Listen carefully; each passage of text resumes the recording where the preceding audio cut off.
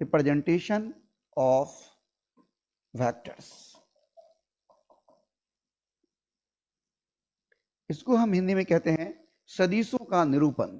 सदिश को हम कैसे दर्शाते हैं वो है हमारा, ध्यान दीजिएगा, ये है हमारा सदिशों का निरूपण।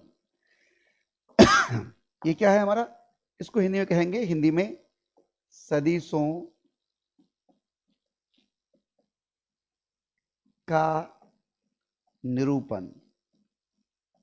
निरूपण मतलब होता है दर्शाना, हम कैसे सदिश को दर्शाएंगे।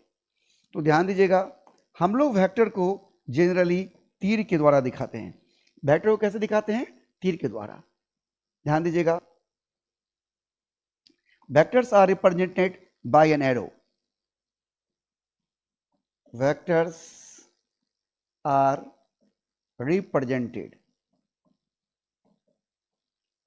Bye an arrow. एरो मतलब उससे ना आप लोग तीर।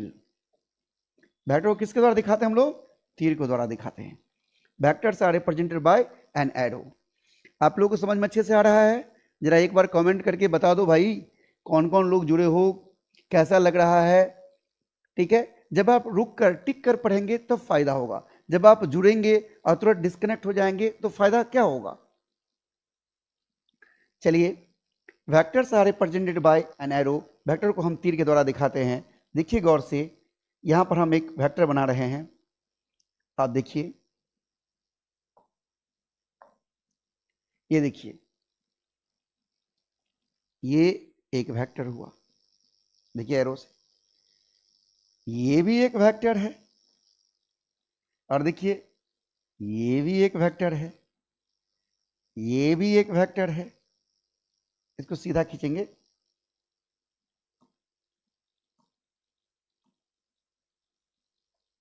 सीधा खींचना है, ये सब वेक्टर है, ध्यान दीजिएगा।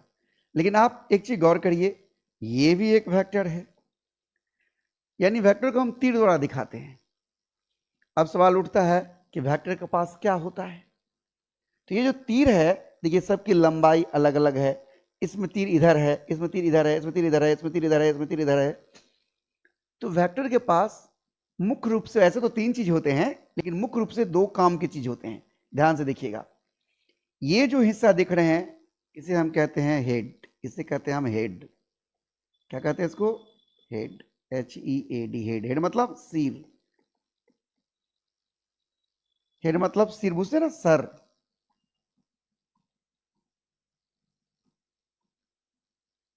हेड। और इसको, इसकी जो हिस्सा दिख रहा है, ये हिस्सा, इसको बोलते हैं हम लोग टेल, पूंछ, टेल, पूंछ। और यहां से यहां तक जो देखते हैं आप, ध्यान दीजिएगा, यहां से जो यहां तक देखते हैं आप, यहां से यहां तक ये हुआ इसका लेंथ, लेंथ, लंबाई। तो तीर के पास ऐसे तो तीन चीज है जिसमें काम के दो चीज हैं, लेंथ और हेड। तो यहां दीजिएगा कि लेंथ क्या बताता है, ध्यान दीजिएगा,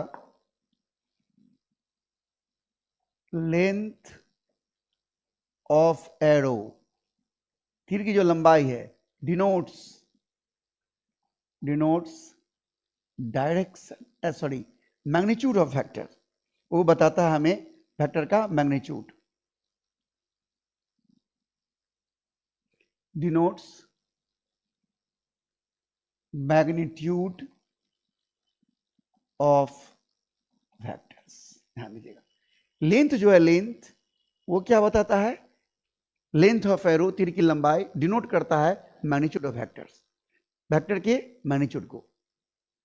और हेड जो है, and head of vector denotes, denotes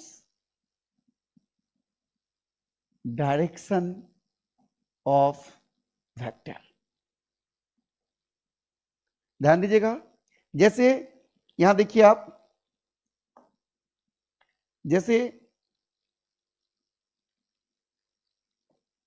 ये देखिए, ये वाला जो ये वाला है, ये वाला, उसकी दिशा इधर है, देख रहे हैं, इधर दिशा है, और इसकी दिशा इधर है, इसकी दिशा इधर है, इसकी दिशा इधर है, इसकी दिशा इधर है। आप समझ रहे हैं? तो दिशा, इसकी दिशा इधर है, इसकी दिशा इधर है, इसकी दिशा इधर है, इसकी दिशा इधर है, इसकी दिशा इधर है। अच्छा, ये इसका नाम मैं दे देता हूं। ये देखिए, ये इतना लंबा है, ये वाला इतना लंबा है, और ये वाला इतना लंबा है। तो जो ज्यादा लंबा है उसकी मैग्नीट्यूड ज्यादा है, यानी इसकी मैग्नीट्यूड अधिक है इसके मैग्नीट्यूड से। बात समझ रहे हैं?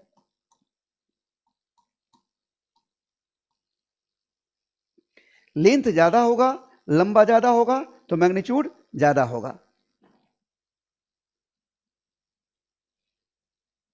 Okay, yes sir. सतेंद्र समझ रहे हैं, बहुत अच्छा। कृष्णा बहुत अच्छा। Okay okay. तो रिप्रेजेंटेशन ऑफ वेक्टर में हमने देखा कि vectors are represented by an arrow.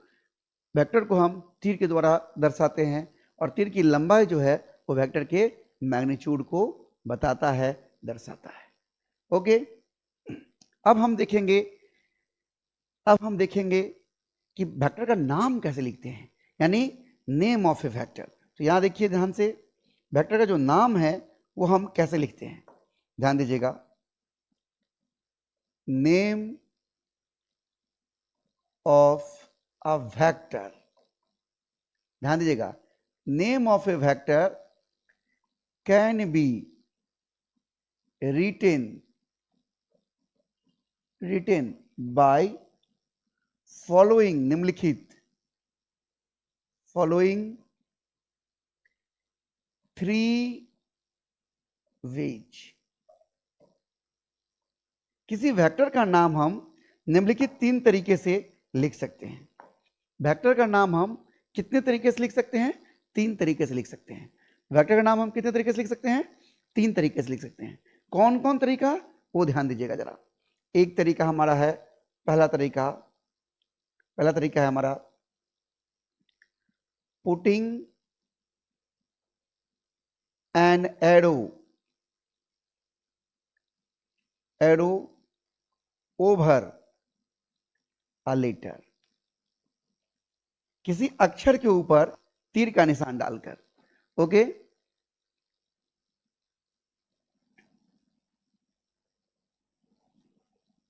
हाँ यस बादल, जिस वेक्टर का जिसका तीर की लंबाई ज्यादा होगी उसका मैग्नीट्यूड ज्यादा होगा। बिल्कुल सही है, बिल्कुल सही है। चलिए, putting an arrow over a letter, ये तरीका से हम कैसे लिखेंगे, ध्यान दीजिएगा। इस तरीका से कैसे लिखेंगे? ओके, देखिए, जैसे हमें लिखना है, मान लीजिए कि हमें लिखना है वेक्टर ए, हमें लिखना है वेक्टर ए, तो क्या करेंगे, इसका थोड़ा नाम बदल देते हैं। हमें लिखना है मान लीजिए वेक्टर ए, तो क्या करेंगे, हम ए के ऊपर तीर लगा देंगे, ये वेक्टर ए हो। किसी को लिखना है वेक्टर बी, तो क्या करेगा, बी के ऊपर तीर लगा देगा। किसी को लिखना है वेक्टर एम, तो क्या करेगा, एम के ऊपर तीर लगा देगा। किसी को लिखना है वेक्टर क्यू, तो क्यू के ऊपर तीर लगा देगा। ये स्मॉल या कैपिटल लेटर कुछ भी हो सकता है। ध्यान दीजिएगा, ये जो आपने तरीका अभी देखा है, इस तरीका से आप हर तरह के वेक्टर को लिख सकते हैं। ये जो आपने तरीका देखा है, इस तरीका से आप हर तरह के वेक्टर लिख सकते हैं। By this method we can write all types of vectors. हम इस तरीके से हम सभी तरह के वेक्टर को लिख सकते हैं। ये एक तरीका हुआ। दूसरा तरीका है हमारा putting a cap over a letter, किसी अक्षर के ऊपर कैप का निशान डालकर। दूसरा तरीका क्या है, इसको बोलते हैं कैप। जैसे देखिए उदाहरण के रूप में, जैसे हमें लिखना है, लेकिन ये तरीका हम हर जगह इस्तेमाल नहीं करते, ध्यान रखना है। इस तरीके का इस्तेमाल कैप वाला सिर्फ यूनिट वेक्टर में काम आता है। कहां काम आता है? Sir I have a question, what quantity is current. अभी आप लेट से ज्वाइन किए हैं, जब आप वीडियो को पूरा देखिएगा बादल जी, करंट जो है वो स्केलर क्वांटिटी है, क्योंकि यह ट्रायंगल या पैरेललोग्राम लॉ ऑफ एडिशन का पालन नहीं करता है। Okay,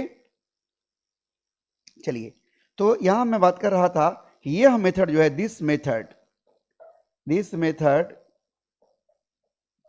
is used to represent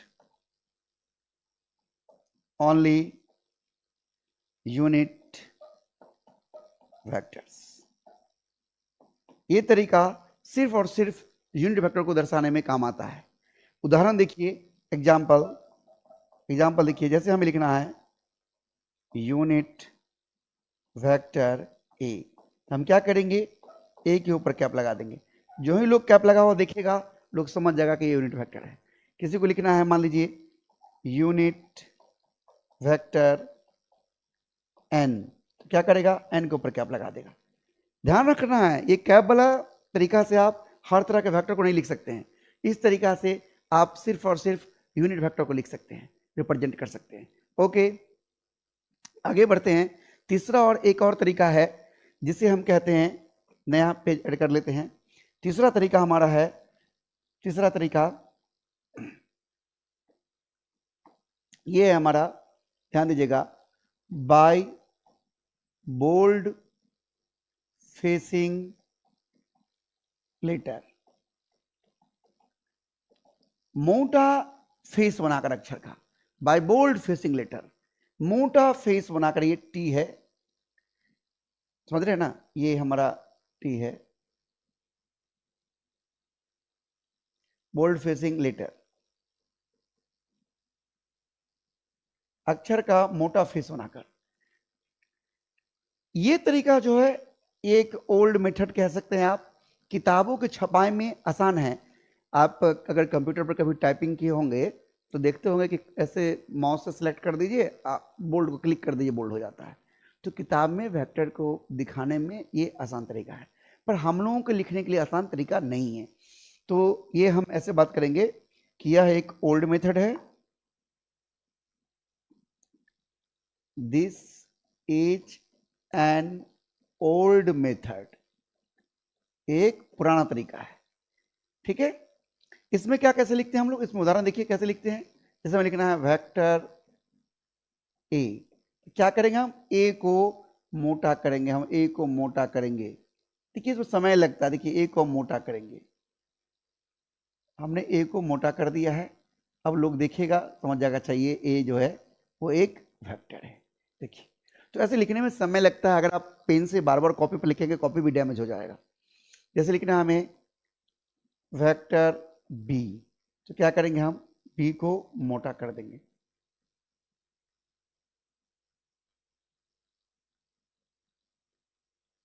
देख रहे हैं आप लोग, ये तरीका है। तो ये एक मोटा प्रिंट करके आपको किताबों में दिख जाएगा ऐसा। ठीक है,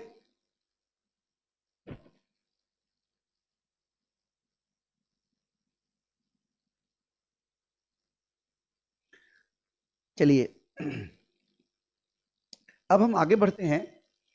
हमने वेक्टर किसे कहेंगे, स्केलर किसे कहेंगे, वेक्टर को दर्शाते कैसे हैं, वेक्टर का नाम कैसे लिखते हैं, यहां तक हम सीख चुके हैं। ठीक है, अब हम ट्रायंगल लॉ और पैरेललोग्राम लॉ ये क्या होता है ये सीखेंगे। उससे पहले हम कुछ प्रॉपर्टीज आपको बता देना चाहेंगे वेक्टर का, कुछ विशेषताएं, जो वेक्टर के साथ हम क्या कर सकते हैं, क्या नहीं कर सकते हैं। ठीक है, तो आज हम कुछ विशेषताएं बताते हैं, कुछ कल करेंगे। अभी अगले 10 मिनट तक अभी और क्लास चलेगा। ठीक है, उसके बाद फिर 12 शुरू करेंगे।